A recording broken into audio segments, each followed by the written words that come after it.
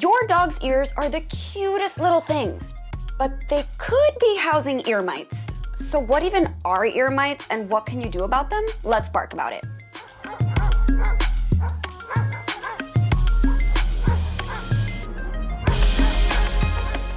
Welcome back to Alpha Paw, your destination for everything dog. I'm Bernie Zilio, and I'm on a mission to answer every doggone question you have ever had about your fur babies. And today we are talking about ear mites in our dogs and puppies and what the heck to do about them. Thankfully, we have an expert with us today, Dr. Ross Bernstein. Dr. Ross is a seasoned veterinary professional and pet care expert. He earned his doctorate degree in veterinary medicine at UC Davis School of Veterinary Medicine, and his work has been featured in several industry-leading publications, including the Journal of Veterinary Surgery. He's our go-to vet for everything we want and need to know about our fur babies. So welcome back to Alpha Paw, Dr. Ross. Hey, Bernie. How are you doing? Good. How are you? Thank you so much for being here. Good. Thanks for having me. Okay, so today's topic, ear mites.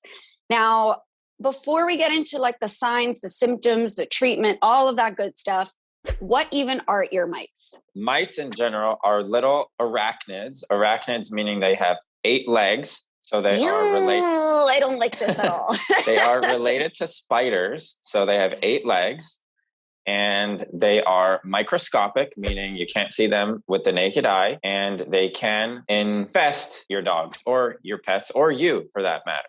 So those are what mites are. So you're telling me that ear mites are spider-like creatures that can potentially infest my dog's ears. They are in the same family as spiders, but they're not spiders. It's like they're a different kind of arachnid. But yeah, they can go on your dog's skin. They could go in their nose. They're nasal mites. When we say they can cause an infection on the outside of the body, we say it's an infestation rather than an infection. But yeah, they can cause they can go in their ears and they can get ear mites.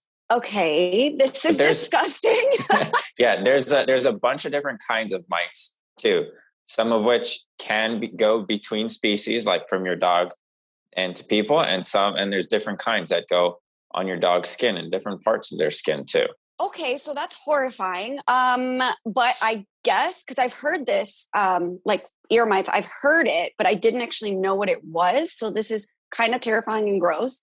They're actually super cool if you've ever seen them under the microscope, because sometimes they're actually moving. When you do your skin scrape or whatever test you're doing, when you're suspecting mites, you do your test, you look at it under the microscope, and there are these little transparent bodies with legs, and they're like swimming under the microscope. It's actually really cool, and you can see all their internal organs. That's great for you. I'm so happy that you love ear mites. And it does sound cool in like a scientific way, but we obviously don't want these in our dogs. So how do they get there in the first place? Like, is it super common? Ear mites in dogs are very rare to start off with. In clinical practice, I'm going to be honest, I have never seen a case. They're something that we do learn about in the textbook, but I have never seen a case.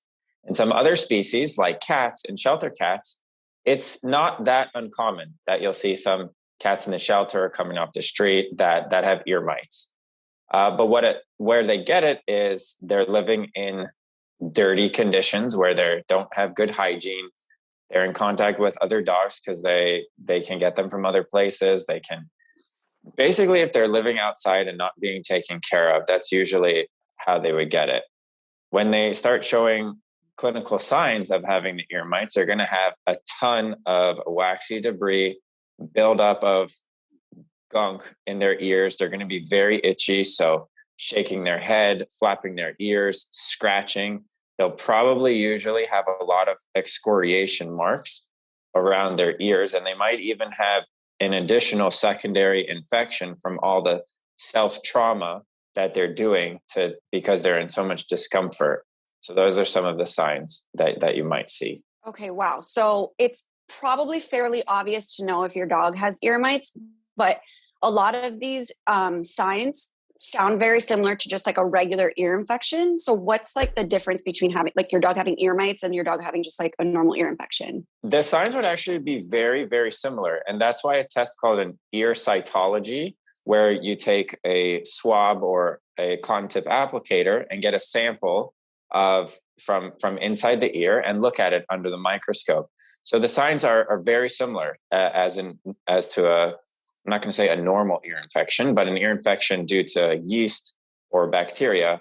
They're going to present a very similar way as ear mites. So that's why doing that ear cytology test to determine which type of infection it is going to be very important, so that you know how to appropriately treat it.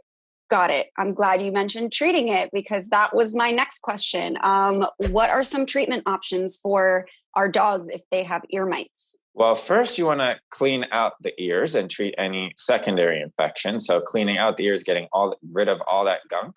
But then you want to put them on a medication that kills the mites. So probably not most, but there's a lot of flea and tick preventatives that also have action against mites these days. So a lot of them, like NexGard, Bravecto, Simparica, anything with ivermectin in it, that's going to kill the mites. So a lot of the monthly flea preventatives out there, those will be good against the mites. Fortunately, there are a lot of treatment options.